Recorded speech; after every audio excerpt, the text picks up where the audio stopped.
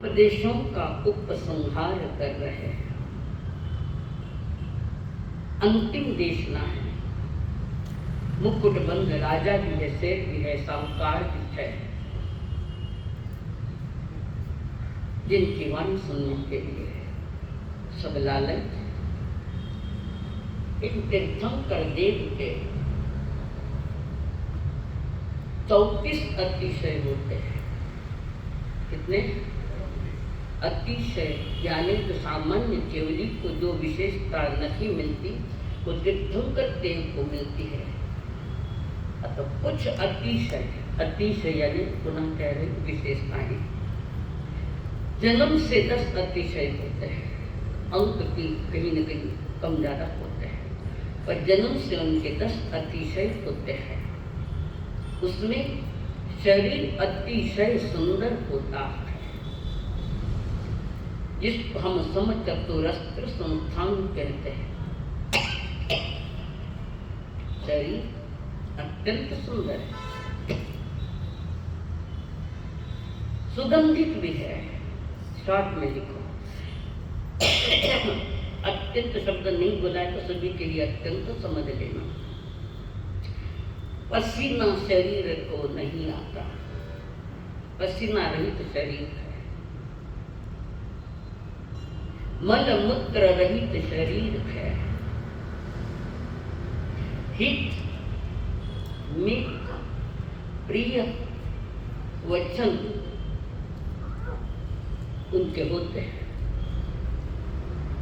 ये जन्म के अतिशय बता रही हूं मैं। शरीर में खून सफेद होता है। सफेद खून होने का कारण चराचर के प्रति परमात्मा की जो करुणा बरसी है, तो उस करुणा के कारण खून भी सफेद है, रेशा भी सफेद है, शुक्ल रेशा।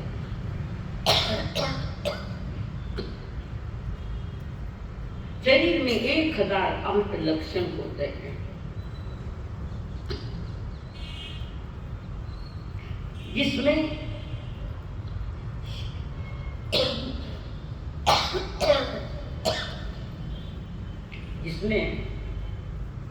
शंख, गदा,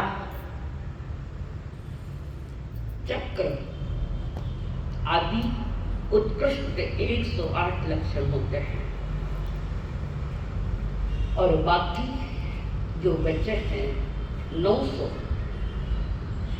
इसमें समचतुरस्त्र संस्थान, वज्र ऋषभ नारायण संज्ञा, हड्डियों की मजबूत रचना। शरीर भी बाहर से देखते ही बनता है, सुंदर शरीर जन्म से होता है। तो इस प्रकार जन्म से प्रभु को 10 विशेषताएं मिली है। ऐसे 34 अतिशयों में 10 अतिशय बताए हैं। ये अंतिम तीर्थंकर परमात्मा महावीर इस संसार से विदाई की तैयारियां जिनकी है और वो पावनपुरी में है। जैसे एक बार अपने बेटे को जाते जाते कुछ संदेश देता है, मारवाड़ के घोड़ावनी देवे, ऐसी घोड़ावनी संदेश भी है, संकेत भी है मानव जाति के लिए। तो इस प्रकार ये 10 अतिशय ऐसे महान सर्वांग सुंदर, जिनका शरीर सुंदर है, जिनका ज्ञान सुंदर है, जिनका चारित्र उत्कृष्ट है, जिनकी बैठक सुंदर है, धर्म सभा उत्कृष्ट धर्म सभा है, जिसको समूह शरण कहते हैं। समूह शरण को मात्र याद करे, अंतर से खाली याद करे समूह शरण को, तो एक सामयिक का लाभ है उसमें, कारण वो धर्म सभा है। वहां वैर विरोध नहीं होता धर्म सभा। दो दुश्मन एक जगह बैठे मिलते हैं, दो दुश्मन, बकरी और शेर, ऐसे कहिए। कारण उस धर्म सभा में इसकी विशेषता है कि वहां वैर शेर नहीं होता, दुश्मनी नहीं होती, आपस में मिलकर बैठते हैं। दो दुश्मन एक जगह धर्म सभा में। दोनों ही एक जगह बैठकर घाट में पानी पीते हैं और हम सगे भाई एक माठ का पानी नहीं पी सकते और ये दो दुश्मन। हमारी सारी दुश्मनी अज्ञानता से भरी है। तो ऐसे परम वीर परमात्मा महावीर जी इस संसार में अंतिम तीर्थंकर और सर्वोत्कृष्ट, शरीर की सर्वोत्कृष्ट है, आत्मा की सर्वोत्कृष्ट है। ऐसे उनका शरीर कैसा था, उनका ज्ञान कैसा था, मुख्य उपासना जम्मू स्वामी पूछ रहे हैं। उनके शरीर की भी और क्या क्या विशेषताएं हैं। हाथ जोड़ नमुत्थणों की भूमिका में बैठे हैं, डावा घोड़ा ऊपर करते हैं, वो विनय का लक्षण है। और जम्मू स्वामी हाथ जोड़कर नीचे झुकी हुई पलके है और हृदय से कहे, प्रभु मेरे दादा गुरु का बताऊं कुछ थोड़ा, मुझे थोड़ा थोड़ा मिल रहा है। मैं चाहता हूँ कि मेरे दादा गुरु मेरे रोम रोम में बस जाए, तो मुझे मेरे दादा गुरु की जानकारी दो ना। बंदे बस आपसे अपेक्षा रखूँ और किससे रखूँ। अपेक्षाओं की पूर्ति मात्र गुरु के पास होती है, अन्य जगह नहीं। वही गुरु होता है जो करुणा का रस बरसाता है और अपने शिष्य की जान कर जो इच्छा है वो पूरी करता है, वो गुरु है। वो गुरु कौन सा है? नमो लोए शब्द सावण वाला, आज का नहीं। तो जम्मू स्वामी टकटकी लगा कर देख कर इंतजार करे कि मेरे दादा गुरु के बारे में मेरे प्रभु कुछ बताएंगे। सुधर्मा स्वामी और मुस्कुराते हुए सुधर्मा स्वामी ने कहा, पूछी सुनम समणा महानाय आकारिनो या परदित्याय तेके ने गते धम्ममाउ आने संसाव सोने खयाय कांचनानं करसनं से श्रीरं गहनाय सूर्य सरासि दानासिनं विकुजातयनं आश्रयं वै जानि संतं येन नयसे कुसरे वयसि अनंत नानी अनंत दर्शि यसंति नो चकुपहेति सजानाय धम्मं जनि इंचके उत्तम अयं त्रियं दिशासु तसाय जेतावर जयपान तेनि चनि चै समीकपन्ने दिवे वदमं सम्यं उदाहो शेष वदंसि अभिभूयनानि विराम गन्धे धीमं खेयका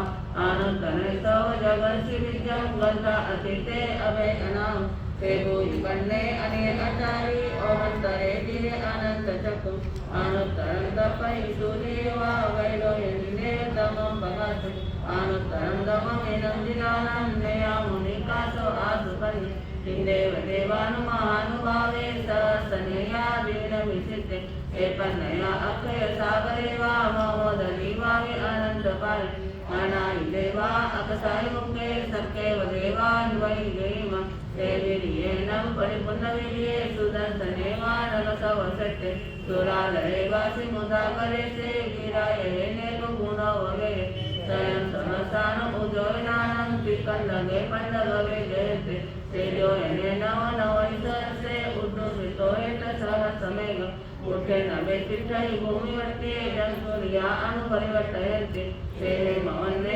भवनन्दे जसिरतिवेदे यति महिन्दा तेको भये सतमहाप्रकाशे वीरायते कञ्चनमट्टमन्ये अनुत्तरे गिरिसुपवदुर्गे गिरिवरेशे जले भूमि मये मजन्ये प्रियनन्दे पन्नायते सूर्यसुदलेसे एवं सूर्ये उसपुरिवन्ने मनोरमे जोये यतिमान सुदर्शनसेव जसोगिरिश पहुञ्चयि महतोपवयस् एकवमेशवने नायुक्ते जाय जसोदर्शनानशिले गिरिवरेवा निसहायानं सत्यवरायतान् तव वमेशे जगभूरिपन्ने मुने नमस्ते तमुलापन्ने अनुत्तरं ब्रह्ममुनिरहिता अनुत्तरं ज्ञानवरं ध्याय सुखं अपगतसुखं संकीर्त एकन्तपदार्थसुखम् अनुत्तरं परमं महेशे अशेषकमं सहितोहिता स्थितिं गहिसाय मनन्त कर्ते नारेण शीलेन यदर्शने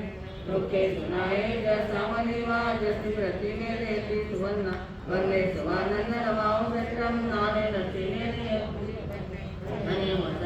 अनुत्तरे चन्द्रवतारां महानुभावे वन्दे सुभाचन्द्रनमां श्रेष्ठम् एवं मुनिनम् अपरे नमः जहाँ तयंगो उदय से नागे स्वाद निंदमा उसे ओ देवार सवेदे तो महाने मुनि में जयते कते सोए रावण माउनाए दियो ज्ञानम शरीरान गंगा कके सुवागर देवे निर्वाण माली निराय पुत्र जो सुनाए जब विश्वसे ने कुपे सुवाद निंदमा उसे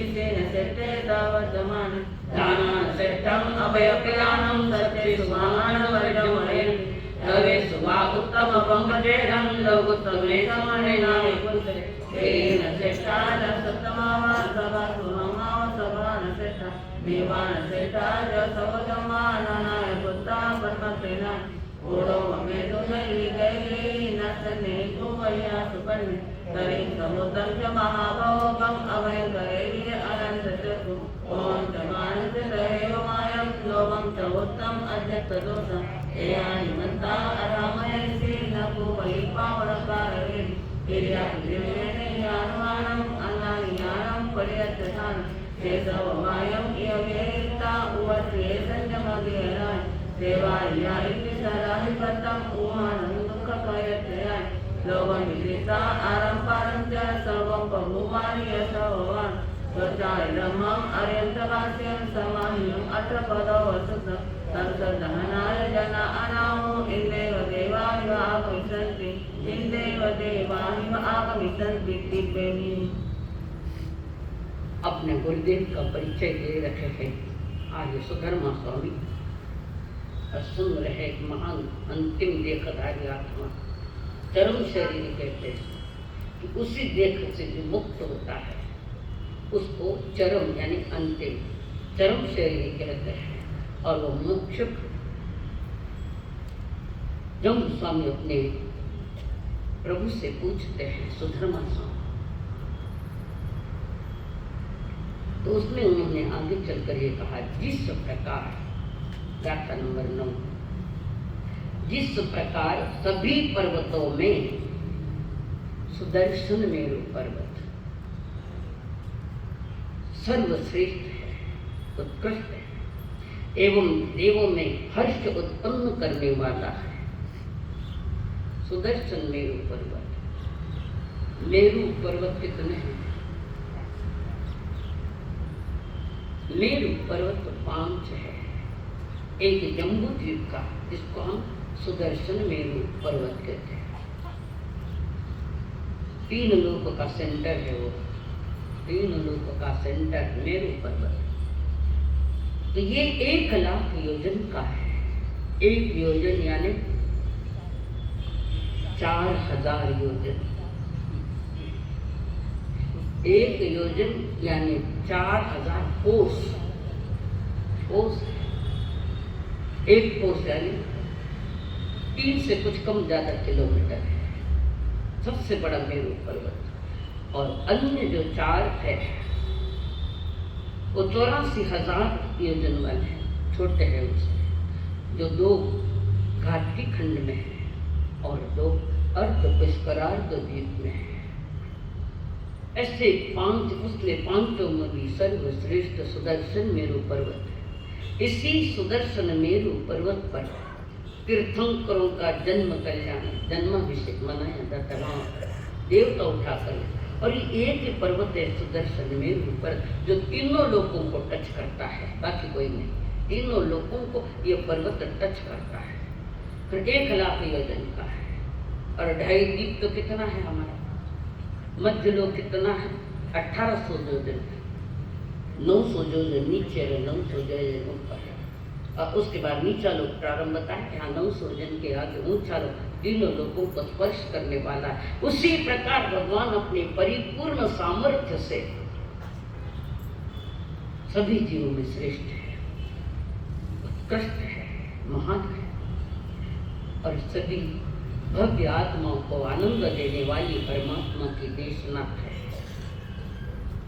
संयम संस्थान पंडित पंडवे से जोड़ने नव नवंश से उठुपुरेट सहस्र सुमेरु पर्वत जब भी बताया 1 लाख योजन का है।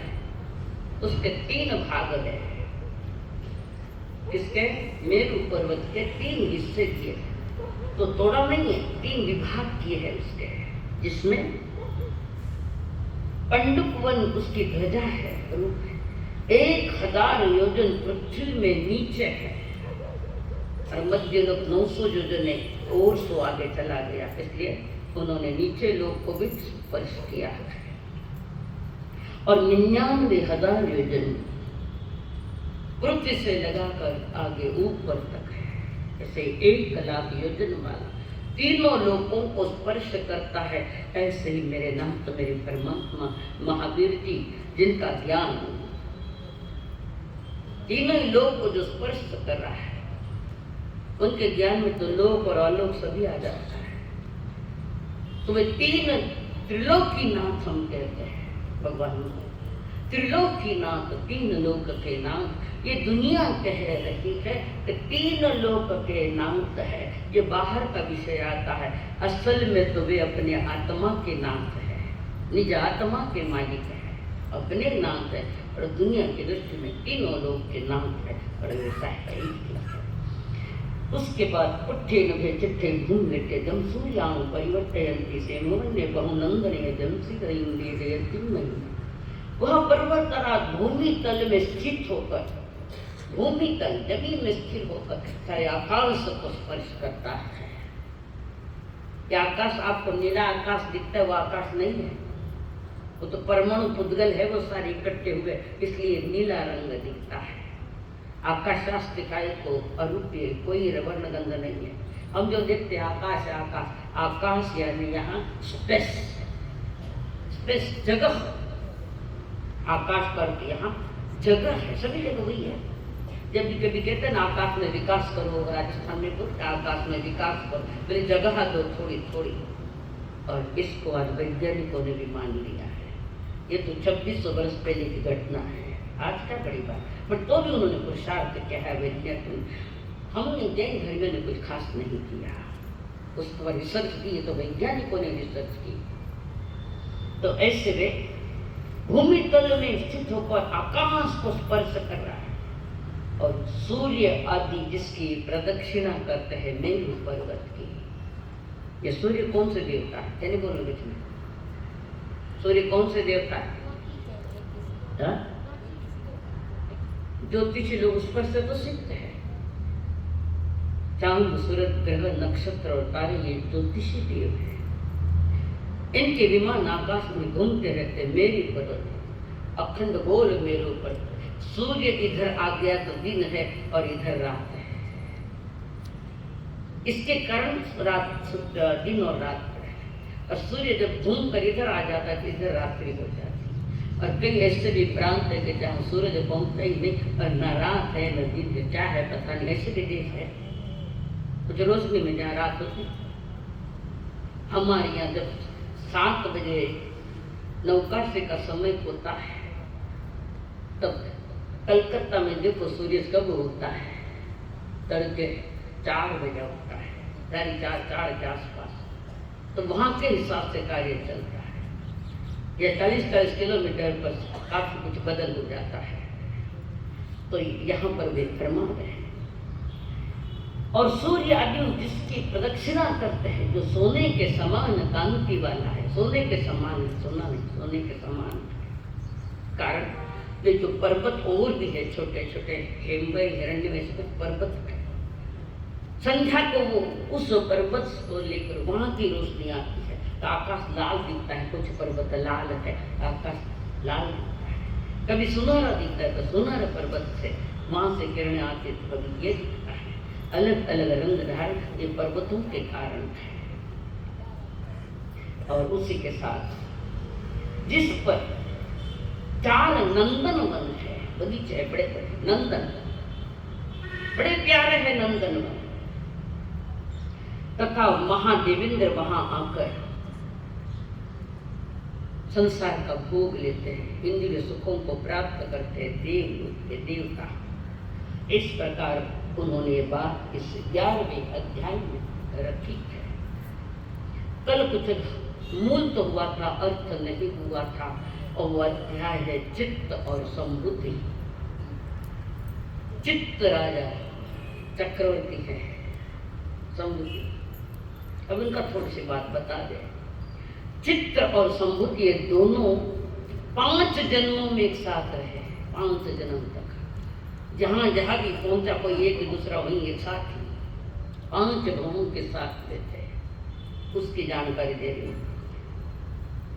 राजा चंद्रावंश का पुत्र मुनि चंद्र राजा को, जिसको परमात्मा की वाणी का स्पर्शवार मन में वैराग्य तैयार हुआ,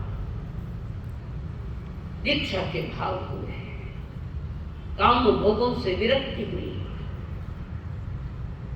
आत्मा से रति हुई, आत्मा से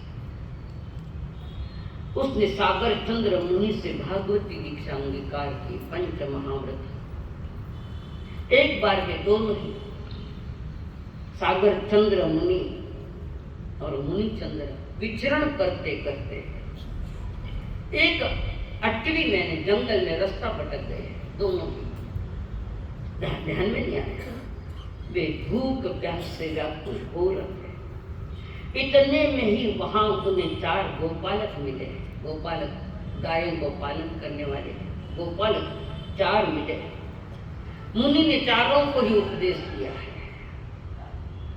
काली माटी है, बीज नाको वैराग्य रहे। तो वहां पर 4 गोपाल उनको मिले, उनको उपदेश दिया। उस उपदेशों को सुनकर वे भी विरक्त हो गए। इतनी पवित्र वाणी है, इतनी पावन वाणी, अंदर में झकझोर दे रहे। जिन वाणी और कोई रास्ता नहीं, परमात्मा की वाणी का रास्ता है जो जीवन में परमानंद देने के लिए आधार है हमारे लिए। और फिर अब ये 4 गोपालक, एक मुनि चंद्र और अगला एक है सागर चंद्र, ये 6 ठाना हुए। इसमें से 2 मुनि जो थे 4 गोपालक में, जो 2 गोपालक मुनि बने हैं, उन्हें मुनि की मैले कपड़े देखकर जुगुप्सा हुई, यानी घृणा हुई। जुगुप्सा हुई, घृणा। किसका भेद है? बीच में नहीं बोल, जल्दी बोल।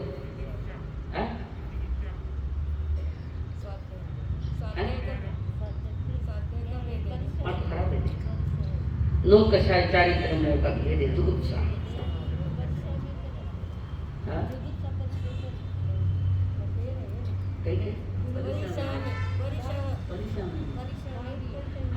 सुनाई नहीं दे रहा तुम्हारी आवाज जैसी है, तो परिषद है। घृणा हुई, परिषद झेलने वाले जो वे मुनिराज है, मेले कपड़े, ये तो घृणा कर रहा है, तो परिषद में कैसे आएगा? ये व्यक्ति घृणा कर रहा है उसे, नौकशाय चारित्रमों का उसमें से वो भेद है। याद है? हास्य रति अरति भय सो जुगुप्सा आया। और बटा है जुगुप्सा, और बटा है ढूंढो। सम्यकत्व के पाठ में आता है संखा कंखा बीति गीचा, वो भी घृणा है। बीति गीचा वही है। अब तो वहां पर वे 2 मुनिरा उनको देखकर घृणा करने लगे। और जैसे ही उनको वे जुगुप्सा वाले 2 मुनि आयुष्य पूर्ण करके दोनों ही दशार्ण नगर में जन्मे। शांडिल्य नाम की दासी के यशोमती की कुक्षी से युगल रूप जन्मे। ब्राह्मण की दासी है, वहां जन्म। ये कहाँ आता है ये नगर? दशार्ण नगर कहाँ है? नहीं मालूम। मध्य प्रदेश में है, मंदसौर, उसका पहला नाम ये था, दशार्ण नगर का नाम। तो वहां वे दोनों जन्मे। एक बार दोनों भाई रात में सोए हुए हैं। रात में जब वे सोए हुए थे, मध्य रात्रि में अचानक एक कोबरा आया, काला नाम भुजंग, और एक भाई को काट के निकल गया। दूसरे भाई ने देखा मेरे भाई को इसने काटा है, तो उसके पीछे गया उसको मारने के लिए, सांप को मारने के लिए गया। सांप ने देख लिया, समझ गया मुझे मारने के लिए आए, ऐसे चालाकी से उसने उसको भी काट दिया। दोनों भाई की वहां मौत हो गई और दोनों भाई मरकर कालिंजर पर्वत पर हिरणी के रूप में आए हैं। हिरणी साथ साथ है दोनों। वहां फिर कोई शिकारी आया और शिकार ने एक बाण में ही दोनों को मार डाला। फिर वहां से वे आयुष्य पूरा करके दोनों हिरणियां आयुष्य पूरा कर मृत गंगा के किनारे राजहंस बने हैं दोनों ही। देखो कर्म की कथा कैसी चल रही है। एक दिन वे साथ साथ घूम रहे थे वाराणसी में, जो काशी वाराणसी,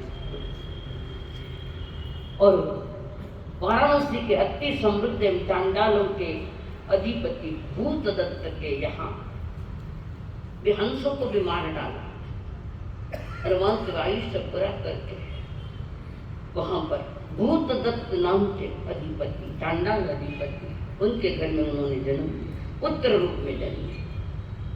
वे दोनों ही कहाँ आए? चांडाल कुल में जन्मे भूतदत्त के यहाँ, और वे ही दोनों चित्त और संभूति बने हैं। अथवा भूम का खेल तमाशा। उस समय दोनों भाइयों में अत्यंत प्रेम था। वाराणसी के तत्कालीन राजा शंख का नमुची नामक एक मंत्री था। राजा ने उसे किसी भयानक अपराध में, किसको? नमुची को याद रखना था, और वो किसी भयानक अपराध के कारण राजा ने उसको फांसी की सजा सुना दी, और फांसी देने वाला वो भूतदत्त है, चांडाल है भूतदत्त। और राजा ने कहा भूतदत्त को इस पर वध पर ले जाओ और फांसी दे दो। भूतदत्त को उस नमुची प्रधान ने कहा मुझे माफ कर दो, मेरी गलती हुई, आप मुझे अगर मुझे छोड़ दो, इस मौत से बचा दो, तो मैं आपके दोनों ही बच्चों को खूब अध्ययन कराऊंगा। कई कलाएं थी नमुची के, धर्म कला तो नहीं थी, और उसने कहा आपके बच्चों को हम पढ़ाएंगे। तब भूतदत्त ने नमुची प्रधान को मौत के घाट से बचा लिया, नहीं दी उसको फांसी, और अपने घर ले गए। अपने घर में छिपा रखा, इसको? नमुची को।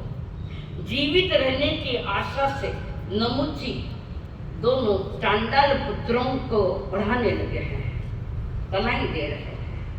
बहुत सारी कलाएं जिनके पास, वो कलाएं सिखा रहे हैं। कुछ वर्षों तक उनको नमुची ने दोनों बालकों को खूब पढ़ाया, विद्याओं में प्रवीण किया। चांडाल पत्नी नमुची की सेवा करती थी। देखो दो पातन नजदीक आएगा, ये गड़बड़ होने वाली है। तो वो नमुची की सेवा करती थी, चांडाल की पत्नी, और नमुची उस पर आसक्त हो गया। कर्मों का खेल क्या तमाशा, विचित्र विचित्र है। ये परिणामों की विचित्रता का ड्रामा है। परिणाम बिगड़े थे, ऐसा काम होता है। और फिर नमुच जैसे उसके आसक्त था तो उन्होंने अनुचित संबंध करने लगे। भूतदत्त को जब यह पता लगा तो भूतदत्त ने सोचा इसको मार डालूं, खत्म कर दूं इसको। मारने के तैयार दोनों बच्चे कहते हैं पापा जी, पिताश्री जी, इन्होंने हमें ज्ञान दिया है तो हमारे लिए गुरु बन गए हैं, गुरु की हत्या नहीं की जाती। बच्चों ने कहा या ठीक पिताजी ने छोड़ दिया उसको, नमुची को। और फिर चांडाल पुत्रों ने नमुची को ये सूचना दे दी तुम यहाँ से प्राण बचाकर भाग जाओ यहाँ से। और वे भागकर हस्तिनापुर में जाकर सनत कुमार चक्रवर्ती के यहाँ मंत्री बन गया नमुची। चित्र और संबुद्ध, नृत्य और संगीत दोनों में प्रवीण है, कई विद्याओं के कलाकार बन गए। उनका रूप लावण्य आकर्षक, अत्यंत सुंदर। वाराणसी में एक बार वसंत महोत्सव था, उस वसंत महोत्सव में कई कार्यक्रम चले, सब कोई अपनी कला बता ही रहे। उसी बीच संगीत में जो प्रवण थे दोनों भाई चित्त और संभूति, उन्होंने अपनी कला दिखाई। उस वसंत महोत्सव में कई कलाकार आए, पर सबसे आकर्षण का केंद्र रहा ये चित्त और संभूति रहे। इनकी कला बेजोड़ थी, सबके आकर्षण का केंद्र था। अरबी चांडालपुर के बच्चे उस समय जातिवाद भयानक था, जातिवाद, और उस जातिवाद को देखकर कुछ कट्टर ब्राह्मणों ने जाकर राजा को कहा, हम ब्राह्मण थे और चांडाल कुल के 2 बच्चे या हमारा धर्म भ्रष्ट हो गए, हम ब्राह्मण थे। आज क्या बताओ, क्यों? वो चांडाल है, जेल में जाना पड़ी। ऐसे भी भगवान महावीर ने कहा था, मानव जाति एक है, एक मानुष जाएगा, किसको प्रणा करे? हमारे यहाँ तो कहते ये जिन धर्म जातिवाद वाला नहीं है, कोई भी बन सकता है, आ जाएगा वो, इसका वर्णन भी आ जाएगा, चाहे वो ब्राह्मण हो, चाहे वो वैश्य हो, चाहे वो क्षत्रिय हो, शूद्र भी हो, इस मार्ग में आ सकते। कर्म के ऊपर ये पंथ थे रहे, कर्म के ऊपर किसका क्या कर्म क्रिया क्या है, उसके ऊपर ये वेद किए जाते हैं। तो हमने तो जाति जन्म से जातिवाद डाल दिया ना, ठीक है, कर्म के ऊपर निर्णय किया जाता है। अगर कोई देश की रक्षा करता है तो क्षत्रिय है, कोई व्यापार करता है, घर की भोजन की व्यवस्थाएं आदि सारी व्यवस्था है तो वो वैश्य है। ब्राह्मण जो मंत्र पाठ करता है वो शुद्ध कुंडली वाले शुद्ध सेवा करता है वो शूद्र है। दीन दुखियों की जो सेवा करता है वो शूद्र है। इस पर विभाजन हुआ और हमने उसको जातिवाद पर लेते तो वो जाकर वहां कह दिया, उसे राजा के पास चुगली कर दी और ये स्वेच्छाचारी बनकर हमारे यहाँ सबको प्रोत्साहन दे रहे। राजा ने दोनों चांडाल पुत्रों को वाराणसी से बाहर निकाल दिया, ये अन्यत्र रहने लगे अपनी जान बचाने के लिए। फिर वाराणसी में और हमारे कौमुदी उत्सव, उस अवसर पर चांडाल पुत्र रूप बदल कर इस उत्सव में आए। संगीत के स्वर सुनते ही इन दोनों से न रहा गया। कोई संगीत कला कर रहा था, कला बता रहा था, लेकिन वो संगीत सुनकर उनके मन में रहा नहीं गया और उनके मुख से भी संगीत के विलक्षण स्वर निकलने पड़े। सबसे ज्यादा संगीतकार ये दोनों भाई वहां पर, और जैसे ही सभी ने बधाई कि क्या तुम्हारी कला है, क्या संगीत कला है आप, और वहां पर उनको कहा वस्त्र हटाओ, वेश बदल कर आए। अंदर में तो वो वेश है, बाहर में ये वेश दूसरा पहन कर वेश उतारो, तब पता चल गया ये कि चांडाल पुत्र वही है। फिर ईर्ष्यालु जाति मदान्ध लोगों ने चांडाल पुत्र कहकर बुरी तरह मारा, पीटा, खूब मारा, और वहां से वे निकल कर सोचा कि पहाड़ों पर जाकर आयुष्य पूरा कर दूंगा। और इस अपमानित तिरस्कृत के कारण उन्होंने सुसाइड करने सोचा। दोनों ने पहाड़ पर से छलांग मारकर आत्महत्या करने का निश्चय कर लिया।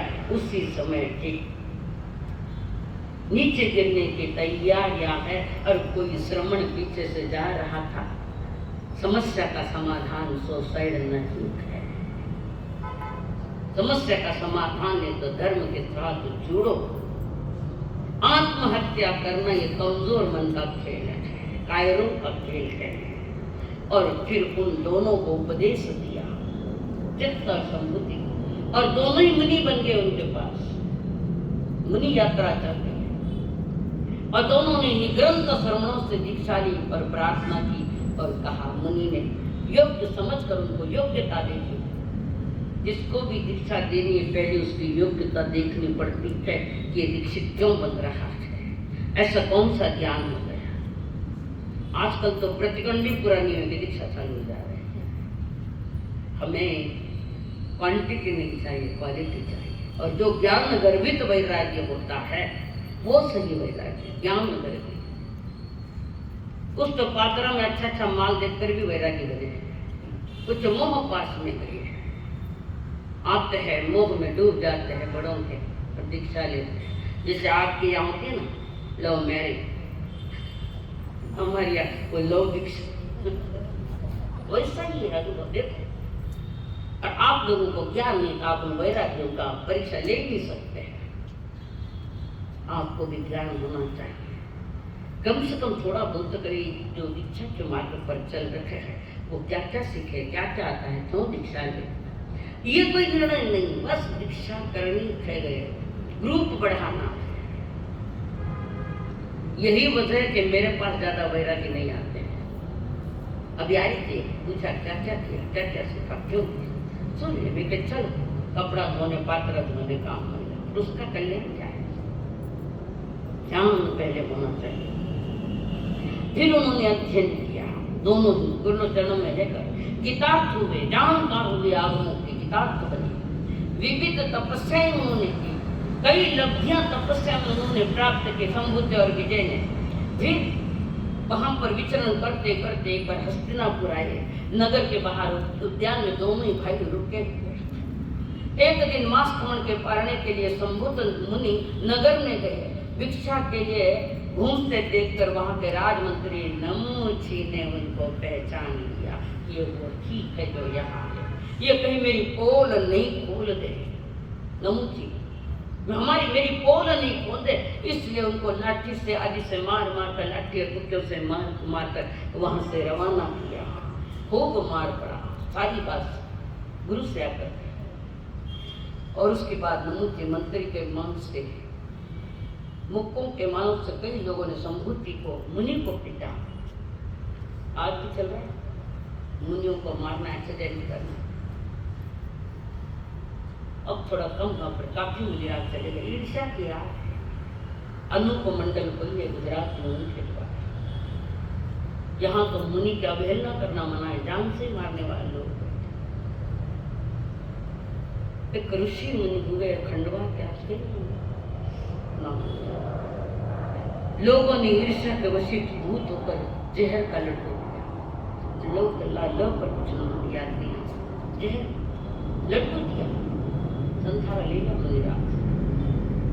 अब पता भी लग गया तो मतलब क्या है उसमें। ऋषि परंपरा के है, आचार्य भगवान की परंपरा में पूर्व में वो है वो मुनि। और फिर वहां से दोनों मुनियों ने समाधि मरण लिया, अनशन तपस्याएं की, अनशन लिया। एक ने निदान कर लिया, मेरी करनी का फल होवे तो मैं चक्रवर्ती बनूं। आज ये निदान करनी बेची, कौड़ी के भाव रतन बेच दिए। और उसके बाद वे दोनों मुनि अनशन पूरा करके वहां आयुष्य पूरा कर दोनों सौधर्म देवलोक में गए। कितने देवलोक है? पहला 12 देवलोक में, सौधर्म देवलोक में वे पहुंचे। और वहां से वे दोनों मुनि वहां से ये पूरा करके साथ रहने का, जो 5-5 भूम में साथ रहे हैं, वो 5 को साथ करके अब ये यहाँ आए है। तो एक तो राजघराने में जन्मा और एक धनाढ़ी सेठ के घर में जन्मा है। चक्रवर्ती जो था वो राजघराने में जन्मा और एक सामान्य सेठ के घर जन्मा है। दोनों अलग अलग हुए। चित्र का जीव पुरीमकाल नगर में अत्यंत धनाढ़ी सेठ के यहाँ पुत्र रूप में उत्पन्न हुआ और संभुत के जीव ने कांपिल्यपुर नगर में ब्रह्म राजा की रानी चूलनी के गर्भ से जन्म लिया। बालक का नाम रखा गया ब्रह्मदत्त। एक दिन अपराह्न में ब्रह्मदत्त चक्रवर्ती एक नाटक देख रहे थे। नाटक देखते देखते मन में यह विकल्प हुआ कि ऐसा नाटक मैंने कहीं देखा है। नाटक देख रहे उनके वार्तालाप सुन रहे, नाटक देख रहे और नाटक देखते देखते वो सोच रहे कहीं न कहीं मैंने ये देखा है, ये नाटक मैंने देखा है। चक्रवर्ती सोच कहीं देखा है पर वहाँ को कौन है, वो कहाँ है, ये मुझसे संबंधित है। जातिस्मरण ज्ञान की बात, मुझसे संबंधित है ये बात, कौन है वो कहाँ है। अब वो राजा वो नाटक देखना बदल रहे, अतीत की स्मृतियां उनके सामने आ रही है और शोक मग्न होकर वो चक्रवर्ती गिर गया, नीचे मूर्छित हो गया। फिर यथार्थ उनका उपचार किया और उपचार करने के साथ फिर राजा की चेतना लौट आई। पूर्व भोग के भाई की गोद के लिए महामात्य वर्धनु के परामर्श से चक्रवर्ती के निम्नत श्लोक रच डाला। एक ब्राह्मण ने उस श्लोक उन्होंने बताया कि ये ऐसा ऐसा है वर्णन, इसका श्लोक बताओ। और वहां पर उन्होंने आस्वदासो मृगो हंसो मातंगा व भरो था। अब ये सारे श्लोक चारों तरफ है, इस आधा श्लोक है उसको जो पूरा करेगा वो मेरा भाई होगा। फिर एक सारी तरफ इसकी चर्चाएं चली है उत्तरार्ध कर पूरा करने के लिए नागरिक खूब कर रहे हैं पढ़ने का, बख्शिश भी रखा है जो इसको पूरा करेगा। फिर चित्र का जीव जो प्रेमकाल नगर में धनसार सेठ के यहाँ था युवा हुआ, एक दिन उससे भी पूर्व जन्म का स्मरण हुआ और वो मुनि बन गया। एक बार विहार करता हुआ वह कांपिल्य नगर के उद्यान में आकर ध्यानस्थ खड़ा था। अतः वहां गुप्त श्लोक का पूर्वार्ध रहट चलाने वाला, मैंने पानी का रहट चला पानी निकाले, रहट चलाने वाला जोर जोर से बोल रहा था। मुनि ने उसे सुना तो उसका उत्तरार्ध मुनि ने पूरा किया। दोनों भाई है ना पूर्व के, वहां पूरा किया। ऐसा नो षष्टि का जाति अन्योन्य, और वो श्लोक को पूरा किया। और जब श्लोक पूरा किया तो वो व्यक्ति जो पानी निकाल रहा था वो गया राजा के पास। राजा ने ये मैंने श्लोक को पूरा किया है, मेरा बख्शिश दो मुझे। कारण राजा ने घोषणा करी आधा राज दूंगा, और वो आया वहां पर, तुमने पूरा किया ये सच बताओ। हाँ मैंने ही पूरा किया। तो क्या मेरा भाई ऐसे कुल में गया है? हंटर दूंगा। और हंटर की डर बताई, उसने कहा मैंने पूरा नहीं किया। बगाओं के बाहर मुनिराज बैठे थे, उन्होंने ये श्लोक पूरा किया। और वहां से वो चक्रवर्ती निकले भाई के पास वहां, और सारी बात सुनी, वार्ता सुनी, सब समझ में आने लगा। और उसके बाद ब्रह्मदत्त चक्रवर्ती का जो वैभव देखा, या बदल के सारा गड़बड़ हो गया। ब्रह्मदत्त को मुनि के एक भी वचन नहीं था। उसने मुनि को समस्त सांसारिक सुख भोगों के बार बार आमंत्रित किया। उसके साथ मुनि ने भोगों की असारता, दुखावहता, सुखाभासता, अशरणता, नश्वरता, बारे भावनाओं का ज्ञान दिया। समस्त सांसारिक चक्रवर्ती को आमंत्रित किया था कि आओ आप भी हमारे साथ तो नहीं आए। खूब समझाया ऐसा है संसार। अब अपनी असमर्थता दिखाई ब्रह्मदत्त चक्रवर्ती ने। चक्रवर्ती दीक्षा लेवे तो देवलोक नहीं मोक्ष, और दीक्षा लेवे नहीं एक नीचे। इनके दो ही रास्ते हैं, एक नरक या देवलोक या मोक्ष, इतना ही है। और ब्रह्मदत्त चक्रवर्ती जो काम भोगों में दलदल फंसा हुआ था, दीक्षा नहीं ले पाया। और दीक्षा न लेने के कारण काम भोगों में गाढ़ आसक्त ब्रह्मदत्त मर के साथ भी नरक में गया। इस प्रकार कई भोग का वर्णन है। और आराधना विराधना का सारी जानकारी दी है कि मुनि को अपने संयम के प्रति आराधक होना चाहिए। ये बात उन्होंने इस अध्याय में 13वें अध्याय में बात बताई है। कार्य 14वां अध्याय।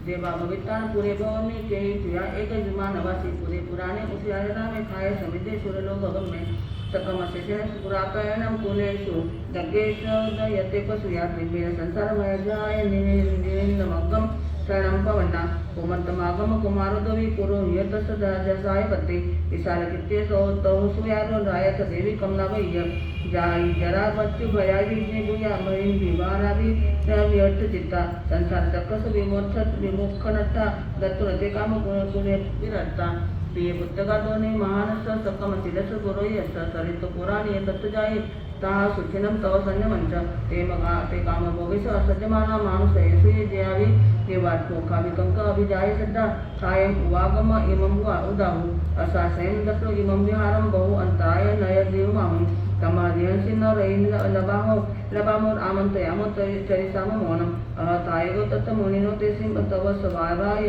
करम वयासि इमं वयं व्यवयन्ति जहान होई असयान लोको अहितवे परिसदमिपे पुत्रे नवेदा परितप व्यंसिताया उज्जान होय स इत्यायं आरनगा हुई मुन होव मुनिपड़ता ससता सोय विना आय गुणिंदनेन मोहानिन पज्जननाहियेन सतत भावं परितपमान लालपमान भवभुंच पुरोह्यन्तं कम सौरनन्तं कान्तिमन्तयन्तं च सुयेतयनं कमं कामगुणैश्चैव कुमारगते पसमिक्कवक्कं प्रिया अय्यान वञ्चितानं भूतादिया निन्दितमं तमेन जायै भूतानद वञ्चितानं को नाम ते अनुमन्निज्येयम् कर्मित्य सुखा भोगार दुखा भोगाम दुखा अनिगाम सुखा संसार मुख से विपक भूया खाने अनथा उपाम भोगा परिवंत अनियत कामे अहोय राव परितपमाने अनपमते धनमे समाने पप्पोति परमंचु पुरिसे अर्जनम च इमं च मे अति इमं च नति इमं च मे किच्च इमं अकिच्चम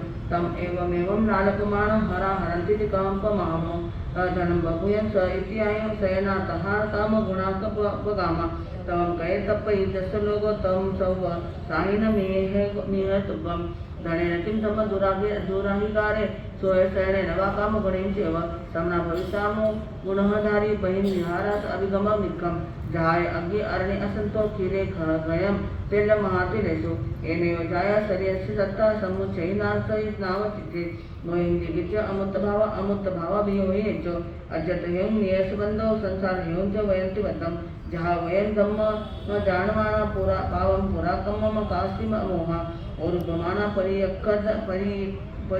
रखियंता तेन तम देव ने वबुजो समारयामो अब हमें लोग में सौ परिवार अमोहिम पड़े तेम कुयन सिरलायन लबे केन अभाव लोगो केन वा परिवार यो कावा अमवा उता जाया चिंता वरम मुह में मचुना अभा लोगो जड़ाय परिवार यो अमवारणी उता एवं ताई लियाना जाजा वच्चे रहने नशा पड़ी नहीं थे अहम कोण मानस अपरा जंतरायो जाजा वच्चे रहने नशा पड़ी नहीं थे धम्म जुगा मानस सबरा जंतरायो एगो सबोधन से ताने एगो समत संज्ञा पच्चा जाय गमी सामो विकमाण कुले जसति मचुना सकम जसवती पलायनम जो जाने न बने सामे सोगु कंके दसुएस्या अजय धम्म पड़ी विद्यमान पवनावन गुणपुनपयाम अनागयम नेव अति किंचि सद्दा कमने विदेत रागम परिण पुत्र सौ उन्नति निवासो वासिति भिका यरियाय कालो सहाय रुको रहे समाय चिन्नाय सहाय दमेव कानो पंखा विहुनव जयेव पक्षी भिक्षु विहुनव रणेन नरिंदो विवन्न सारो बनिव कोये परिण पुत्तोमि ता अहंपि सुसंभया काम गुणे इमते संपिंडिया अगर सपुगया गुंजामुता का काम गुणे पगामम पच्चा कमिसाम पहाण मगम बुत्ता रसा कोई जहाई ने वो न जीव यथा पजामे दुभोय लाभम अनाम से स्वंत दुखम संच कमानो तरिसामे मोनम माहु तुमं सोय ध्यान संबरे जुन्नो हंसो परितत्वगामी गुंजाय भोगामी मय समानम दुखम को भिक्का एरिया विहार जहाय भोई तने भुयंगो निम्मय अनिहिच्चा पलय मत्तो एमे विजाय पयंति भोये ते हम कहम गानानु गमिस्तमेको किंचित जालम अबलमरोह्या बनमच्छा जहाँ काम गणिम अपहाय धोरे शिला तसा उदारा धिया विकायम चरन्ति नयं पंचा सम एकमंता तयानि जालानि दलित हंसा बलिति पुतायो च पहिर्मगजवच्चम तेहम कहम नानु गमिस्तमेका पुरोहितं सस्यम सदारं स्वच्छाभि निखमा पहाय भवे कुटुंबसारं विवृतवंच रायम अभ्युकम समुवाय देवी पंतासी पुरीश्वरायम असो होई बसंस्यो महानेन परिचतम धनम आदममिच्छति सर्वं जगम जयि स्वम सर्वं भावी गणं भवे सर्वं वि ते अपचतम नेवतानायतम तवम मरीश्रायं जातया वा मनोरमे काम गुणे पहाय इको धम्मो नरेतानं न विजयी अनमिनं वा किंचि नाहं रमे पक्निर्भञ्जने वा संतान सिन्ना परिसावते सायमोनम अकिंचना अद्योजुकड़ा निरामिसा परिकहारं बन्येत दोषा दवकिना जान्ते रन्ने जन्न जज्जमानिषु जन्तुषु अन्ये च सत्तापमयन्ति आगदोषो वसं गया एवमेव वयं मुधा काममोक्षमुच्य जज्जमानमुच्यामो रागदोषविना जगं भोगे पुच्छा भविताय भोग्य व्यालिनो आमोयमाना गच्छति धिया कामकमा इव इमे बद्धा भदन्ति मत्थ मम तज्जमागया वयं च सत्ताकामेषु भविष्यामोजहान्मे सामिस्य कुलं विषम सौजमाननिरामिषम् आमिषं सममुचिता हरिसामेन्नेनामिषा गिद्धो मौर्णचाणं कामे संसारवर्धने उरुगो सवणे पासेव संकमानतो तनुचरे नागो वबन्धनं चिता अपनो वसैं वये एवं पथं मना महारायं उस्तुयादिति मे स्वयं तैकविलं नृत्यं काममोगे दुर्जये निविषया निरामिषा निज्ञा निपरिनिगः सम्मं धम्मं विहानिता शिक्षा कामगुणे वरे तवं परिजिह्यहं कायं घोरपरकमा एवं ते कमसबुद्धा सर्वे धम्मपरायणा जन्ममज्जु भवयुगा दुःखसन्तकविसुन शासने विजय महानं पूर्णिं भावनभाविया अचिरेण कारेण दुःखसन्तमोहगया रायासन देवीय महानय पुरव्य महानि दारगाचिव सभेचे परिनिमित्त तिब्बेनि 14 संवत्सर आपलं गेलेलं सभिको नामम 15 जन मोनम चरितामि समीक्ष धम्मम शरीर उद्युकड़े ज्ञान चिन्हे संथव जहित अकाम कामे अनायसी परियोजना परिवैस भिको रायो वरम चरित्रारे विरय वेय विआयर्किये पन्ने अभिभय संवदसी जे कम्मी वीना मुच्छेस भिको अक्को सभम वियुद्ध धीरे मुनि चरिलारे निचवाय होते अव गणे असंपैते जे कसिनम अय्यासेत भिको पंतम शयना सनम भयता सिउन्न विमुंच दसम संग अवगमने असंपैते जे कसिनम अय्यासेस भिको आया नो सत्यमिचे न पूयम नो वीणम वंदनम को बससम से संजय सुवै तवसि तये आय गवेशेष भिको जेन भोजाय दिव्यम मोहम वाकशनम नियच्छै नरनायम बदिते सया तवसि न य कौहलम उवैस भिको चिनम सरम भव मंतलिकम सुमेणम नकड़ दंडवत्सु विद्यम अंग विजय सरस विजय देवी जाहिना दिवैस भिको मंतमूलम विभयम विद्यवित्तम ममन विरेण धुमणति शरणम आवरिशणम तिविकितेन च तंपरि नाय परिवच भिको कत्यगण उपराय पुत्ता महान भव्य विविहाय सिद्धिनो नोते सिमयि पुरुष सिलोकपुयम न तंपरि नाय परिवच भिको येन से पव येन दिष्टा अपव येन व संतयम विजा तेसिन इह लोहित परिता दो संतवम न करेसि भिको शयनासन पान भोयनम विवेम खायम सायम सप्रा परिसि अदे परिसेयनिते जे तत्व न पौसे भिक्खु पौसेस भिक्खु जम किंच आहारम पानगम विवेम खायम सायम परिसि रद्धम द्योतम दिव्येन अनुकंपे मनव एकायसु संवनेस भिक्खु आय मगम देव जवोदनम च सियम सोवीर जवोद गुंच नो हिरे पिंडै निरसंतु पंतम गुणायम परिवेश भिक्खु सदा विद्या भवति दोये दिवा मानसा तहाति रिचा भीमा भय भैरवा उराना स्वच्छाना विहजन ही जैसे भिक्खु वादम विभयम समित्यन होई सही सुखेना खेया गनु गए को वियप्पा पन्ने अभिभय संवदसी उवसंते अभि हेड़े से भिक्खु असे पचिरी अगे अमिते दीन देसव विप्प मुके अनुकसाई लव अपभक्ति चिच्चा गी हम एक चरे से भिक्खुम तिबेमी 15 अध्याय समाप्तम। नगरी इष्टकर हैं अति भारी सुख में रहते सब नर नारी राज पुरोहित पुरोहितानी बच्चों के संग बने बैरागी राजा रानी निकल पड़े हैं मोक्ष मार्ग अनमोल मानव उत्तराध्ययन को खोल मानव उत्तराध्ययन को खोल। 14वां अध्याय है उत्तराध्ययन का, इक्षुकार नगरी से संबंधित है। उस इक्षुकार नगरी के राजा है सिमंदर। इनमें 6 जीवों का अधिकार चल रहा है। रुक्कू पुरोहितानी जैसा बेटा पुरोहित 2 पुत्र उनके राजा और कमलावती रानी।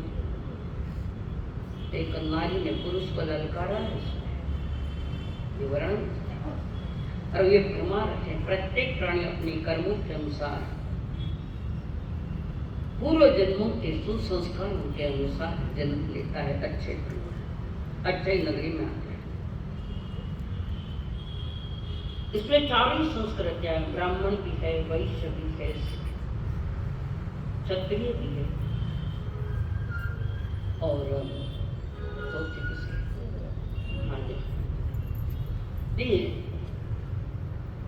इक्षुकार नगरी के राजा सर्वगुण संपन्न उत्कृष्ट नगरी की बहुत अच्छा ख्याल करते जनता। कमलावती भी धार्मिक। उसी नगरी में एक ब्राह्मण यानी वो राजपुरोहित और उसकी पत्नी है, वहां रह रहे। एक बार 2 मुनिराज दीक्षा के लिए वहां आए थे। राजमहल सा महल ब्राह्मण के पास वैभव उत्कृष्ट है और वे 2 मुनिराज वहां दीक्षा के लिए पधारे हैं। वे 2 मुनिराज कौन थे?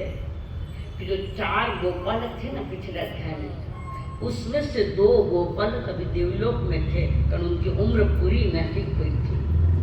देवता और देवता ने सोचा कि मैं जाकर देखकर, अवधि ज्ञान में देखा कि हमारा जन्म कहाँ होगा, अवधि ज्ञान में देखा और जाके घर देखने के लिए आए हैं मुनि का रूप लेकर। और वो दोनों मुनि भृगुज पुरोहित और पुरोहितानी के यहाँ पर भिक्षा लेने के लिए, भरपूर आहार दान का खूब सामान था, प्राशुक ले नहीं जो प्राशुक भोजन था वहां पर। उस जमाने में 10 बजे खाना मिल जाता, सब तैयार, उनके लिए कोई बनाया था नहीं। और वे मुनि आए देख, पर उस पुरोहित पुरातन का चेहरा उतरा हुआ था। मुनिराज ने पूछा, क्या बात है, सारा सब व्यवस्थित है, आपके चेहरा मुलायम क्यों है, दुखी दिख रहा है, क्या कहे महाराज? वर्षों बीत गए, शादी हुई पर बच्चे नहीं, क्या हमें बच्चे होंगे? मुनिराज ने कहा, 2 पुत्र होंगे।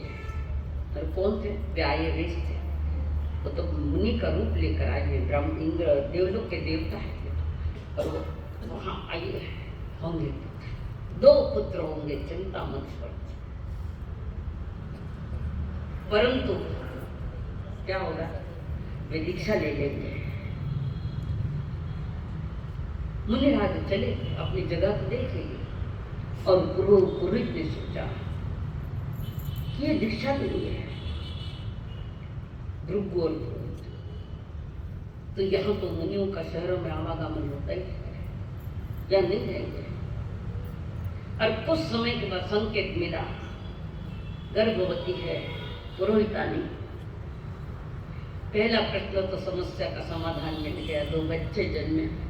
अब मुनि का एक वचन पूरा हुआ तो दूसरा तो होना ही है। उन्होंने नगरी छोड़ दी, वहां से नगर छोड़ दिया, एक शिकार नगर छोड़ दिया, और जंगलों में उन्होंने महल बनाया बड़ा, कि जहाँ कोई आ ही नहीं सके। विधि के विधान के आगे किसी को कुछ नहीं चलती, जो है होता है होना। जब एक बात पूरी है तो दूसरी भी पूरी होगी। अब वो पुरोहितानी और पुरोहित, भृगु और पुरोहित दोनों जंगल में आलिशान मकान बनकर रहे हैं, कुछ ही बात खत्म नहीं। बच्चे बड़े होने लगे, दोनों ही बच्चे बड़े हुए, जवान में आए, और एक बार 2 मुनि विचरण करते रास्ते ही छूट गए, उसी नगरी में आए। देखो कर्म का खेल कैसा घुमा के वहां पाया। दोनों के दोनों मुनि का रास्ता भूल गए। अचानक एक भवन देखा जंगल में, कोई न कोई मनुष्य है, तो मुनिराज वहां गए और कहा, श्रावक हम रास्ता भूल गए, हमें पता नहीं, धूप भी काफी हो गई है, तो कुछ गोचरी मिलेगी। गोचरी दी, उत्कृष्ट परिणामों से गोचरी दी। और गोचरी देने के बाद मुनि ने कहा जाए, एक बाजू वाले रूम में क्या हम गोचरी कर सकते हैं? कर्म दे जाते, क्योंकि अगलो संकेत है वो यहाँ नहीं। मेरे बच्चे बड़े उपद्रव, तुम्हारे पाते फोड़ डालेंगे, तुम्हारे कई कपड़े फाड़ डालेंगे, कृपा करके आप कहीं और देखो। अपना स्वार्थ बिगड़त होता देख उल्टा सुलटा करता है, उल्टी सुलटी बातें बोलता है। अपना स्वार्थ सदता नहीं तो साधुओं को भी बोलने के लिए कोई कमी नहीं रखते लोग आज, कारण अपना स्वार्थ पूरा नहीं पूरा।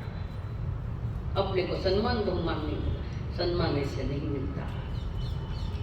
सम्माननीय कार्य करे तो सम्मान मिलता है, तो कौन सम्मान दे? हमको भी नहीं दे, ऐसा भी होता है। तो वहां पर वे 2 मुनि वहां से आहार लेकर गए। आहार लेकर जा रहे थे, बच्चे वहां खेल रहे थे। पहले ही माँ ने कह दिया था, बेटा ऐसा ऐसा कपड़ा लगाया होता है, उनके हाथ में झाड़ू होता है, वो खा जेल टाबरे समझे नहीं, वो झाड़ू करो मेरे घर मुंड झाड़े। और माँ ने पहले कह दिया था, बच्चे बड़े तूफानी है, मेरे ध्यान रखना, आप ध्यान से चले जाने के पाटन से वहां गए, और 2 बच्चे वही थे, और उन्होंने देखा 2 मुनि आ रहे, ये कान काटने वाला, ये माँ को जो छुरिया ने कतरने आ रहे, कई बार माताएं भी अपने बच्चों को धमकाती देख वे मरासन उठाने ले जा रहे, इसलिए संतों के पास जल्दी नहीं आते, उनको डराते बचपन में। घणों के तो मार सकने छोड़ दो लाता नहीं नहीं नहीं, ऐसे ये गलत चीज है, कर्म बंधन का कारण। और वो दोनों मुनिराज वहीं उसी वृक्ष के नीचे वो बच्चे खेलते खेलते झाड़ पर जाकर बैठ गए, और मुनिराज जमीन की प्रतिलेखना के रजोपर्ण से कोई जीव जंतु तो नहीं, कोई हरियाली तो नहीं, कोई बीज तो नहीं, और साफ करके वहां बैठे। बच्चे देख रहे, माँ ने तो कुछ और कहा था, जहाँ तो कुछ और ही चल रहा है, फिर भी देख रहे ऊपर से। उन्होंने पात्र खोले, पात्र खोले और पात्र में भोजन देखे, ये तो हम ही खाते हैं, हमारे घर से आया ये खाता।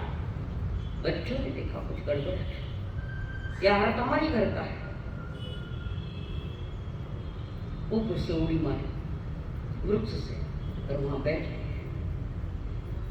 मुंजरा थोड़ से ये हो गया, अपने पात्र संभाल, हम कुछ नहीं करेंगे गुरुदेव, आपके पात्रों को स्पर्श भी नहीं करेंगे, कुछ दो उपदेश। मुनिराज बैठे दूसरी बाजू में रखे, देख लिया काली मिट्टी खेत की है, तो उन्होंने मनुष्य जन्म के लिए कुछ उपदेश दिया। बच्चे सुन रहे हैं उपदेश, सुनते ही उन्होंने कहा गुरुदेव थाने माणिस हो गने आटो जाइजो मते, मने भी दीक्षा लेनी है, देखो आई है माने दीक्षा लेनी है, अठो जाइजो मते, मैं अभी आऊँ, माँ बाप का आज्ञा मेरा तो नहीं दे सकता, मैं अभी हम दोनों अभी आ गए। और दोनों बच्चे दौड़ते दौड़ते घर गए। दौड़ते दौड़ते घर जाते ही माँ ने पूछा तुम्हें रास्ते में कोई मिले क्या? मिले। उन्होंने कुछ तुम्हें कहा क्या? कहा कुछ धर्म समझाया क्या? हाँ बहुत अच्छे हैं। उनका तुमने उपदेश सुना क्या? ओ बस उपदेश सुना, दौड़े आए हैं आज्ञा लो। कर्म कैसा चल रहा है, शुभ कर्म आज्ञा। माँ ने बहुत समझाया, पिता ने समझाया, ये हमने जो इकट्ठा किया तुम्हारे लिए थे बेटा, तुम्हारे लिए क्या है, गिरवास्ते करो, गिरवास्ते करो, गया बेटे छोड़ के जाओ मास्टर की, यही है अंतिम इसका फल।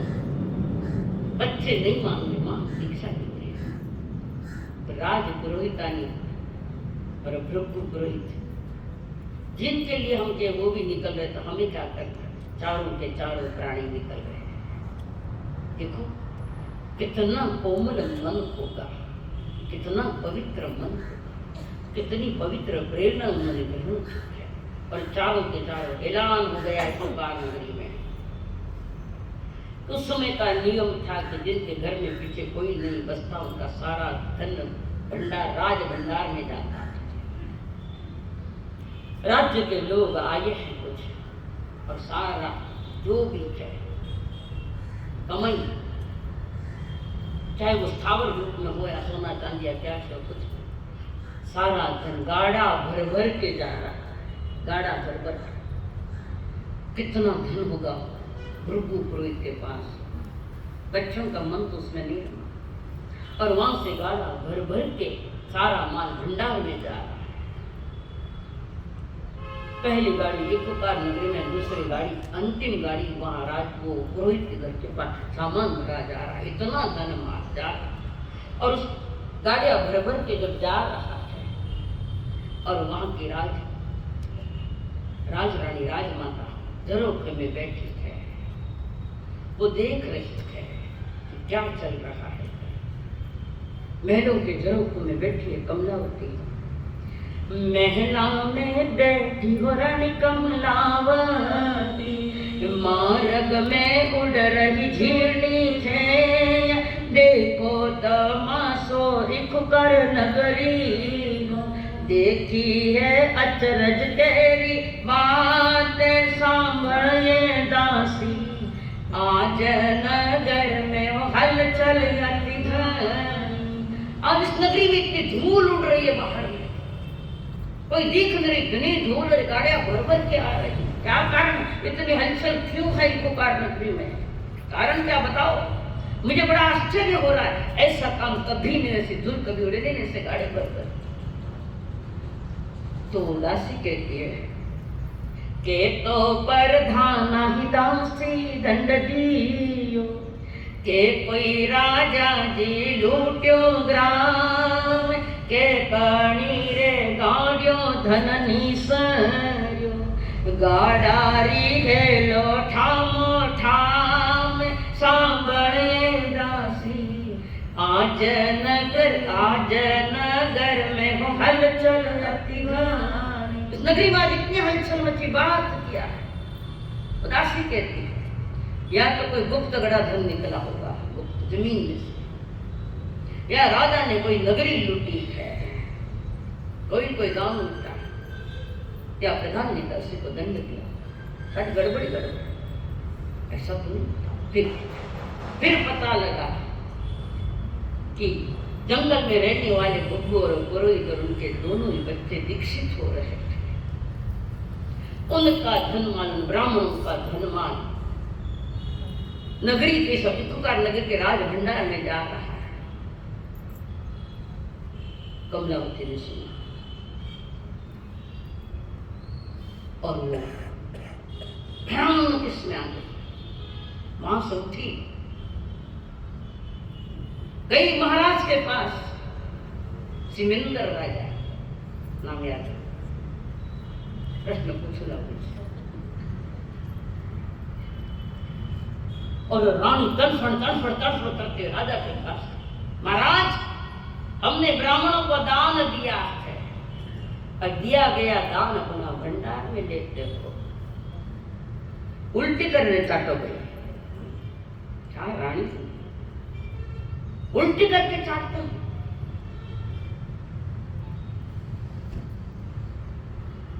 तनफन करते हुए कमलावती ने अपने महाराज सिकंदर को समझाया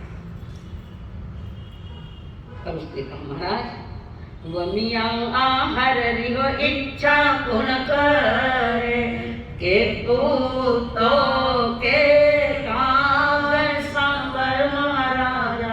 ब्राह्मण री छांडी हो रिधिमत आदर। हमने वमन किया था, वो ब्राह्मणों को दान दिया और जो दान दिया उल्टी कर दिया, त्याग कर दिया, उसका तुम ग्रहण कर रहे हो। महाराज हम उस योनि के नचित है जिस योनि में उल्टी चाटी जाती है, हम मनुष्य योनि और कर्म भूमि कहते हैं। राजा ने कहा, बड़ा वैराग्य आ गया है, जाओ दिशा ले लो, जाओ दीक्षा लेना तुम बोले तो जाओ, तुम भी जाओ। सिमिंदर राजा ने कहा और वो कहे, महाराज आज्ञा देवो तो संयम आदर। महलों की महारानी कमलावती कह रही, आज्ञा दो, देवो आज्ञा, तो हम निकलने के लिए तैयार है। वो कह रही है कमलावती, रतन जड़त रहो राजा जी पिंजरो, पंखी जाने सोही फंग, जैसी हूँ पिन थारा राजन में, कदिए न पाऊं आनंद, सांभळ महाराजा आज्ञा देवो तो संयम आदर। कितना ही है ये महल, बड़े होंगे, राज बड़े होंगे महाराज, सोने का पिंजरा फिर पिंजरा है, लोहे के पिंजरे में पंछी बंद किया न, सोने के पिंजरे में बंद किया, बात तो फिर बंधन की चीज है। महाराज तुम्हारे राज्य में मैं कभी आनंद नहीं पाऊंगी, तुम देव मुझे आज्ञा में जा रही है।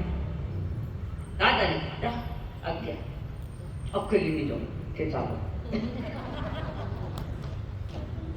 मैं अपना कल्याण करने के लिए जा रही हूँ, तो मेरे नाम को इस संसार में दुख भोगों के लिए क्यों रखूंगा? परमात्म पद पाना है, परमानंद पद को पाना है, अकेले तो नहीं जाऊंगा। आप पधार। कमलावती ने कुछ सुनाया उनको, महाराज जिन वाणी जिन देश न थोड़ी बताई उनको, और राजा के भीतर में वैराग्य पैदा। 4 ये प्राणी और 2 ये प्राणी, ये 6 प्राणी दीक्षित हुए, 6 के 6, राजा रानी भृगु पुरोहित और उनका पुत्र, दोनों ही पुत्र, 6 प्राणी दीक्षित। रत्नत्रय की आराधना की, उत्कृष्ट तपस्याएं की और तप के प्रभाव में उन्होंने 8 कर्मों को क्षय करके मोक्ष पधार गए। जय प्राण। एक नारी ने कैसे ललकारा है देख। उसके बाद जो अगला अध्ययन जो आ रहा है, कौन सा, कितने नंबर का है? 15 नंबर। वहां उसमें उन्होंने ये बात बता रहे हुए, जिस अध्याय में भिक्षुक की बात रखी है कि भिक्षुक कैसे होता है, भिक्षुक के सारे लक्षण भी उसमें बताए हैं। उसको हम भिक्षुक कहते हैं, ऐसा उन्होंने इस बात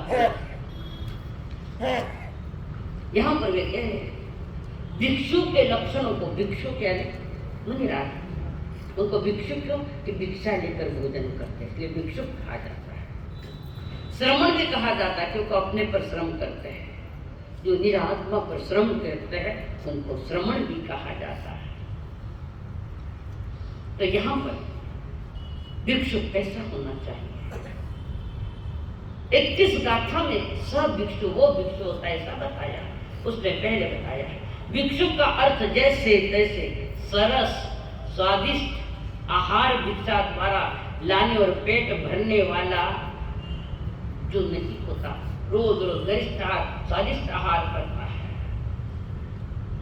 जो भिक्षु अपने लक्ष्य के प्रति तथा मोक्ष लक्ष्य बनकर ज्ञान दर्शन चारित्र तप के प्रति अति जागरूक नहीं होता वो भिक्षुक नहीं होता, और जो जागरूक है वो भिक्षुक है। पद प्रसिद्धता और प्रसिद्धि आदि के चक्कर में जो पड़ा है वो भिक्षुक नहीं होता, भिक्षुक नहीं होता। जो प्रसिद्धि प्रतिष्ठा के पीछे नहीं है, मान मिले, सम्मान मिले, पद मिले, प्रतिष्ठा मिले, पदवियां मिले, चलो पदवियां घने राजी राजी ले ले वहां।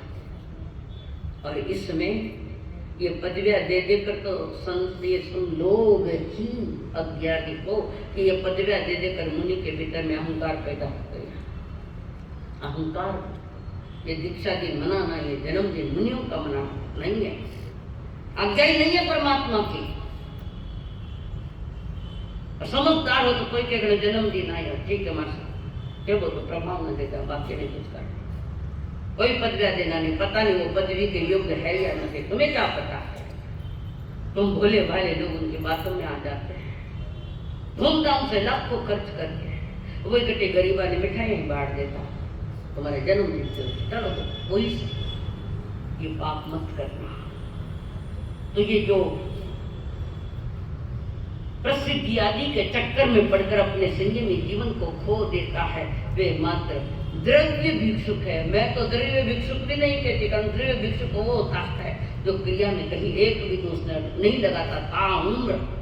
जिस दिन दीक्षा ली उसी दिन से एक बूंद पानी का भी अप्राश्य यानी लेने योग्य नहीं, एक बूंद पानी भी पेट में नहीं गया है, सरसों का दाना जितना आहार पेट में नहीं गया है, वो द्रव्य भिक्षु है। बाकी तो सारा दोषीला क्या है आपको पता है, बाजार लग गया, बाजार जिन मार्ग का बाजार कर दिया, बाजार बन गया हमको। जो मार्ग किसका है ऐसा है, देखो ये कैसे कह रहे हैं, इसमें वे बता रहे हैं भिक्षु को मुनि भाव की साधना द्वारा मोक्ष प्राप्ति में बाधक निम्नोक्त बातों से दूर रहना बताएं कि तुम्हारा मुनि जीवन बाधक बन जाएगा मोक्ष मार्ग के लिए। कि कामा उसने उन्होंने कहा राग द्वेष से दूर रहते। राज क्या है मैंने क्यों समझ, राग द्वेष से परे हो, माया कपट पूर्वक आचरण और आचरण का अहंकार नहीं होना चाहिए। कोई ज्ञान का अहंकारी बन गए, ज्ञान पच नहीं पाया। 18 सूत्र में ज्ञान को पचाना भी इतना सरल नहीं है और जीवन को पचाना भी इतनी सरल नहीं है। प्रसिद्धि से दूर रहना इतना सरल नहीं है। लेकिन ना रागद्वेष करने वाला हो, ना माया कपट पूर्वक आचरण दम्भ करने वाला, ना निदान करे कि मेरे करने का फल हो गए, मेरे साधु के लिए वो मना है। काम भोगों की अभिलाषा यानी अच्छा अच्छा सुनना, अच्छा अच्छा देखा, उनकी दृष्टि में जो देखने योग्य नहीं वो देखना, 5 इंद्रियों के विषयों की पूर्ति करना, साधु के लिए मना है, वो सब भिक्षु नहीं है। उसके साथ अपना परिचय देकर भिक्षादि ग्रहण करिए। तुम्हारा परिवार वाला कोई बनो, कई बनो, मैं भोजन दाता बोलो मारा कई बनो। रिश्ता निभाकर, रिश्तों को लेकर अगर तुम दोष लगाए तो दोनों ही दोषी है। यहाँ तो रिश्ते भी नहीं बताना है, और हम पहुंचने के पहले सारे रिश्ते यहाँ आ जाते हैं। पहले साधु को सजग रहना। आगे रात्रि भोजन और रात्रि विहार मना। सवेरे सवेरे उंगलियों के ऊपर, ये हाथ के ऊपर की सारी रेखाएं अच्छी तरह दिखने लगे तब का विहार। और मध्य रात्रि में भी मध्य नहीं, रात्रि में विहार कर किया तो क्या हुआ मालूम है? हुआ कि नहीं हुआ? नासिक के पास उसको प्रॉब्लम थी, सूरज की मैं मानती हूँ, कुछ प्रॉब्लम भी थे मध्य रात्रि में, पर जो होना वो घटना घट ही गई। मौत के मुंह में चलेगी दोनों साथ में। बहुत विद्वान के साथ मैं उसकी परीक्षा के लिए डालना देखा, मेरे पास बैठे थे, बहुत अच्छे कर्मों का खेल। आगे सदोष आहार, भगवान करे उसको बचावे। आश्रम पाप या पुण्य में रति होना, आश्रम में रति ना, आश्रम यानी कर्मों का आना, बंद यानी बांध, आश्रम से अरति हो जाए। आश्रम में रत मत हो। आश्रम सिद्धांत का ज्ञान नहीं है, सिद्धांत में अज्ञान है, वो भिक्षुक नहीं है। घर जाकर 15वां अध्याय पुनः देखना, शब्द सही कि मैं कोई गलत तो नहीं बोलती। मैं कहाँ छूटी हूँ, मैं भी ताई सुनी, मैं कहाँ मना कर। आत्मरक्षा के प्रति लापरवाही, इसके लिए क्या शब्द है? आत्म रक्षा के प्रति लापरवाही। इसको शास्त्र में क्या कहते हैं? हाँ? वाह, प्रमाण। स्वयं के प्रति बेपरवाही, बेजवाब। साधु को अपने प्रति बेजवाबदार नहीं। इंद्रियों को कुशल रूप से जीतो और आत्मा में अपना रमण करो। तो साधु को स्वयं के प्रति बेपरवाही नहीं होना है। वैसे तो श्रावक के लिए भी है। अब साधु रे ठिकाना को नहीं तथा ने कहीं नाम रखा। उसके बाद अप्राज्ञता, ज्ञान का कोई खास, ज्ञान सीखने में कोई रुचि तो नहीं है, बातें करने में रुचि है। दर्शन का बैठा थोड़ी बातें करना, इसलिए क्या बातें करना? ज्ञान की बातें। इसलिए मैं रोकती हूँ, मेरे पास बैठना, ज्ञान की चर्चाएं करो, ज्ञान की बातें सुनो। बाता बगा नहीं देव ना, श्रावक है तो सुश्रावक बनो। खाली एक बिल्ला लगा के हम श्रावक है, सुश्रावक साधु संत बातों में लगे तुम्हारे से चालो ना पा शास्त्र थे बराबर लगा जी। हम शास्त्र स्वाध्याय कर, कुछ प्रश्न पूछा, कुछ जाना। जिसकी प्रवृत्ति से वो भिक्षुक है, सब भिक्षुक मोक्ष मार्ग का। अगली गाथा में आगे भी बता रहे हैं, भावना विहीनता नहीं होना, परिसों को भी पराजित होना, परिसों को भी जीतो। सजीव निर्जीव पदार्थों के प्रति आसक्ति नहीं हो। सजीव निर्जीव, सजीव कुल के चेला चेली, निर्जीव कुल के पात्रा न होगा। गड़बड़ हुई थी ना, 500 को घाने में पिला तो गुरु का प्रेम अत्यंत आसक्ति बाल मुनि के प्रति रही, और उसको जब खींच के देगे तो अत्यंत विलाप किया, रौद्र ध्यान भव बढ़ा लिया आचार्य ने, और शिष्य सारे मोक्ष से गए। और उसके बाद उन्होंने फरमाया, भिक्षु आक्रोश वध शीत उष्ण दंड समस्या निषद्या शैया सत्कार पुरस्कार आदि अनुकूल प्रतिकूल परिसरों को उसमें न हर्ष करे न शोक करे, जीते हुए को समभाव से रहना, संयत सुव्रत सुतपस्वी एवं ज्ञान दर्शनित आत्मगवेषक, आत्मा का रिसर्च करो, खोज करो, स्वयं की खोज। दीक्षा यानी आत्मा की खोज है। दीक्षा यानी आईसीयू में भर्ती, इमरजेंसी वार्ड है दीक्षा यानी संयम। इमरजेंसी में इसको आईसीयू है, जहाँ सभी सजग रहे, तुम्हारा दर्शन ज्ञान चारित्र की दवा, और तुम ही तुम्हारे डॉक्टर और तुम ही तुम्हारे पेशेंट, इसमें सजग रहो।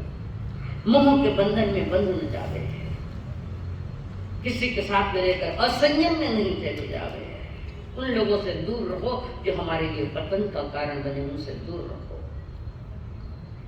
कुतूहल वृत्ति नहीं हो, मोह के बंधन में स्वयं को न बंध जाए, वो भिक्षुक होता, सभिक्षुक। कुतूहल भी नहीं है और ग्राम भ्रमण करने वाला साधु। अगली गाथा में उन्होंने फरमाया, विद्या लिखो, लिखनी चाहिए, विद्याएं, मंत्र, मूल, वमन, विरेचन,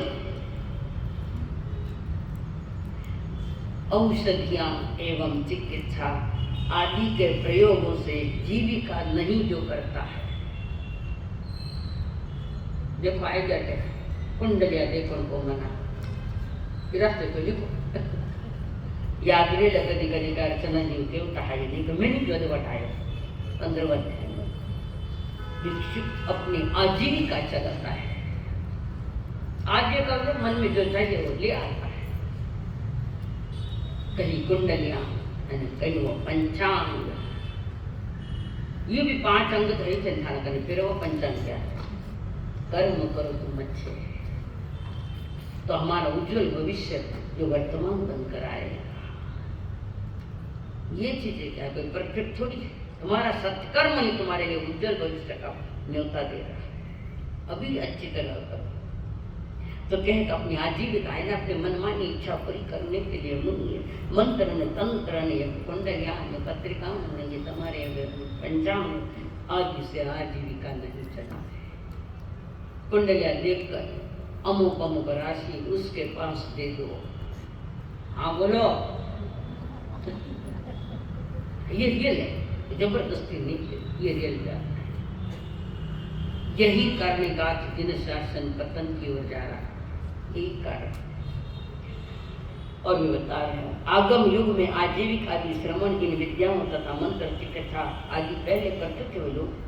भगवान महावीर ने इन सबको दूषा हो जानकर रिनियोशन किया, तीर्थ की स्थापना की। देखो जो मुनि बीच में शिथिलाचारी श्रद्धा में भी कमजोरी होने लगी तो प्रभु ने नई तीर्थ की स्थापना नहीं की। जो तीर्थ था पहले भी थे 23वें तीर्थंकर के, और उसको तीर्थ को साधु साथी श्रावक जिसमें दर्शन श्रद्धा में कमजोरी आई तो वो मजबूत करवाते हैं। संयम में जहाँ दोष लग रहा है तो चारित्र धर्मों को मजबूत बताते हैं। यानी श्रद्धा और चारित्र का रिन्यूएशन किया और रिन्यूएशन करके उनको कहा कि ये काम साधु का नहीं है, ये साधु को नहीं करना चाहिए। इस प्रकार कई बातों की जानकारी परमात्मा ने इस अध्याय में दी है। आगमे दिव्य है पंडित अष्टागमे अष्टागमे तदुपयागमे, इस तरह 3 प्रकार आगम रूप ज्ञान के विषय में जो कोई विचार लगा तो आलूम जम एकदम बच्चा मेले मेहनत करम अच्छा